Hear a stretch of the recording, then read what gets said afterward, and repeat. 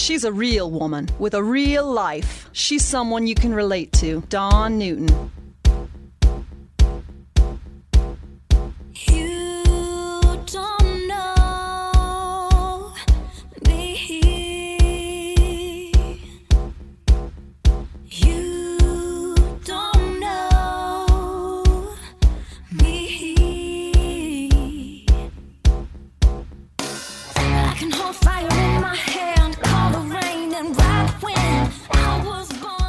Welcome to the Dawn Newton Podcast. I am your host, Dawn Newton. For the first time in decades, American consumers face new real estate practice changes that will go into effect on August 17th. Joining me today is Kevin Sears, 2024 President of the National Association of Realtors, to discuss how these practice changes will impact home buyers and sellers, as well as how agents who are realtors, like myself, will operate under the new practice changes based on the NAR settlement.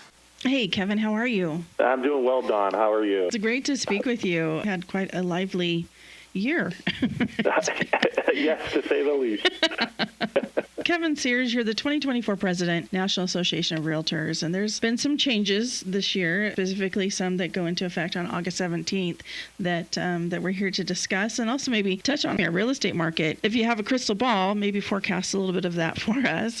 But tell us about these changes, the real estate changes that are happening on August 17th that affect all of us, buyers, sellers, realtors. The end result in how we do business remains the same, but there are some changes that I would guess would consider significant, more transparency from what I'm understanding. Yeah, Dawn, thank you for the opportunity to be with you this morning. And there are a couple of big changes that are coming down by the August 17th deadline. And the first has more to do with the seller and the real estate professional, and that is that they will no longer be able to offer cooperating compensation through the MLS, the multiple listing service, which is the local broker marketplace where we share data and listing information.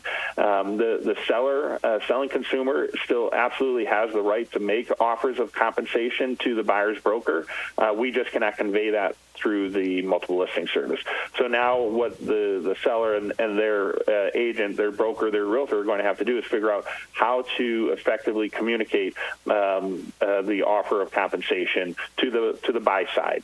Now, on the buyer's standpoint, for the buying consumer, the big change there is that, as part of the settlement, is that before they can tour a home, they're going to have to enter into a written agreement with their real estate professional, where the real estate professional will talk about the services that will be provided and the fee that they are looking to get paid. Now, the good news for your listeners is that I know that the Oregon Realtors worked very hard in order to get this exact thing as part of a statute and license law. So it was coming to Oregon anyways that real estate professionals and buying consumers would have to enter into an agreement. So this practice change is something that the realtors in your market have been preparing for, and I think that there will be a little less friction there. But ultimately, with this agreement and it's spelling out the services that will be provided and the fee that needs to get paid, the buying consumer needs to understand that if the seller declines to offer cooperating compensation as part of the transaction, that they would then have to pay out of pocket for their professional representation. The only other thing I will add, though, is that if there's no offer up front, the buyer can certainly try to negotiate it as part of the purchase transaction. And have you received any or done any maybe test panel type of thing with buyers or sellers of how their view is on these changes? Or I'm just curious if that conversation's happened. Well, what I can share with you is it's not even anecdotal. It's what happened with me. I'm from Massachusetts, and in Massachusetts, written buyer contracts or buyer broker contracts are not part of license law or statute.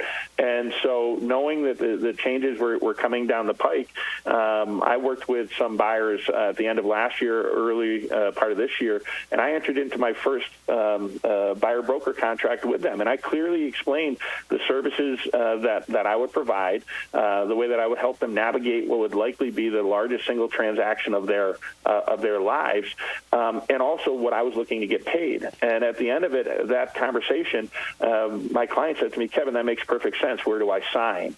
And so I think it's all about the real estate professional be able to clearly articulate the value that they bring to the transaction, and the consumer will understand and say, "Yes, we get it. You need to be paid, and this is how it's going to happen." How is our market looking? I know here in our area, I think the word wonky keeps being used. It's basically comes down to that specific property. Like, let's see what the market is for that property, as opposed to broad brushing it like we've kind of had the convenience to do in the past. Well, unfortunately, Dawn, I'm not completely familiar with the Portland market specifically. What I do know is that across the country we have a lack of inventory, a significant lack of inventory. And so we need to encourage our elected officials, our regulators, to allow us to build more, to get more inventory into the market. And if we can have a more balanced market, I think that will be better for us, for the real estate professionals, for buyers, and for sellers. And then the only other thing that's really, I think, having an impact on the market as well is interest rates. And I know that interest rates have come down just a little bit, but hopefully the Fed will be cutting the rates when they meet next, which would also help with the mortgage interest rates, which would be beneficial in the housing market. Yeah, that is a common question, is when are we going to see rates come down? I don't know that any of us can actually accurately answer that. Correct. All we can do is look at where they are now compared to where they were a month ago, and they are a little lower. The mortgage interest rates are a little lower, even though the Fed didn't lower the rate at their last meeting. Because I think the market is in anticipation of what they are expecting. And just back to the NAR settlement, I was just curious, like, what was the catalyst, or what created this settlement to be created to begin with? It makes you wonder, like, who did what that really set this off? But it doesn't appear that it was any particular agent or agency. It's kind of an interesting scenery. It is, and I'll just start by saying that I firmly believe that we in the U.S. had the best real estate marketplace in the world. We were the envy of the world. And unfortunately, there was a class action lawsuit that was brought against the National Association of Realtors and some corporate brokers, challenging some rules, and a jury of 8 in Missouri found that we were liable in this class action suit. And so there was, the verdict by the jury, which led to the settlement from the National Association of Realtors. And really, it was just, while the practice changes are going to be a little challenging at first and aren't necessarily the most ideal, we've got to accept the change and the fact that we will adapt, and I have complete confidence in our members, our realtors' ability to be able to adapt to the changes, and by educating the consumer more and making this process a little more transparent, that we will be able to navigate and have a successful real estate market. And I think that some of our members will thrive. Do you anticipate any modifications to these changes as time goes on? I guess as the practice changes are implemented, usually once we start implementing something, we start seeing the flaws, or like, okay, wait, we need to tweak it over here or pull back on this end.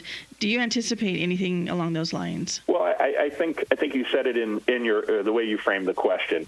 If there are glaring discrepancies or things that need to be tweaked, well, then we'll have to have those conversations about what we need to do. But I don't have a crystal ball. All I can do is say, these are what the changes is. This is how I can see things occurring. We're moving forward with the August 17th date and making sure that these practice changes are implemented. Well, I like, too, the agents providing their value proposition as far as what I bring to the table and how I protect our clients, things that we've never really, or agents never have gone into that depth before. Once they're in a transaction, the value really shows itself when things maybe start going a little sideways or not sure how to navigate it. And I think really articulating their self-worth as a buyer's agent, seller's agent is really important. And it does, and maybe that's something that agents haven't been doing that need to revisit and just refresh the whole market industry, a whole new look at the value of it, because I sometimes feel like realtors are kind of cast aside, like Starbucks and dog parks are on every corner. And the value that these individuals bring to the table is very valuable. So I do see definitely a huge upside to this. Yeah, and thank you for saying that. If realtors, if real estate professionals were not having those conversations in the past, I guess I would say shame on them. But these changes they're going to force them to, and I think the cream is really going to rise to the top because those that can clearly articulate the value that they bring, they're going to have tremendous success. Well, Kevin, where can we go for more information? So whether you're a buying consumer, selling consumer, or a real estate professional, or anyone that's just interested, you can go to facts.realtor. That's FACTS.realtor. And that's where we have the most up-to-date information on these practice changes and everything that has to do with this settlement that the National Association of Realtors entered into in March. Well, again, I appreciate this time and this work. Hang in there. I will. Thank you, Dawn. Great talking with you. Hey, thanks for listening to the Dawn Newton Podcast. And a special thank you to my guest, Kevin Sears, 2024 President of the National Association of Realtors. For more information about the new real estate practice changes, please visit facts.realtor. And be sure and check out my website, dawnnewton.com. The Dawn Newton Podcast is written, produced, and hosted by Dawn Newton.